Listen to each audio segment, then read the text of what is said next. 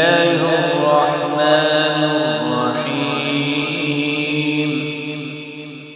يا أيها الناس كلوا مما في الأرض حلالا طيبا.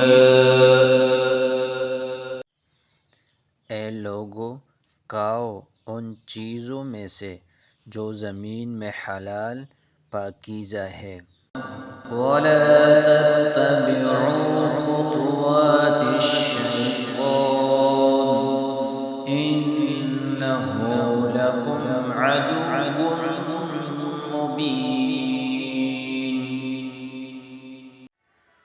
اور مت پیچھے چلو شیطان کے قدموں کے، بے شک وہ تمہارے لیے کھلا ہوا دشمن ہے. إنما يأمركم بالسوء والفحشاء وأن تقولوا على الله ما لا تعلمون. وہ تم کو صرف برائی کا اور بے حیائی کا حکم کرتا ہے، اور یہ کہ تم اللہ کے ذمہ وہ باتیں لگاؤ جن کو تم نہیں جانتے.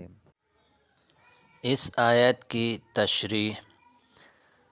اس آیت میں اول تو ان چیزوں کے کھانے کی اجازت دی جو زمین میں حلال اور پاکیزہ چیزیں موجود ہیں. پھر یہ فرمایا کہ شیطان کے قدموں کا اتباع نہ کرے. شیطان کا اتباع کرنے اور اس کی بات ماننے میں سراسر نقصان اور خسران اور ہلاکت اور بربادی ہے. اس کا کوئی مشورہ اور کسی بھی عمل کی ترغیب انسانوں کے لیے خیر نہیں ہو سکتی. وہ تمہارا دشمن ہے، اس نے دشمنی پر کمر باندھی ہوئی ہے. ایسے دوزخ میں جانا ہے، ان کو اسے دوزخ میں جانا ہے. اس کی کوشش یہ ہے کہ سب بنی آدم بھی میرے ساتھ دوزخ میں چلے جائے. وہ ہمیشہ برائی ہی کا حکم دیتا ہے اور بے حیائی اور بدکاری ہی کا راستہ بتاتا ہے.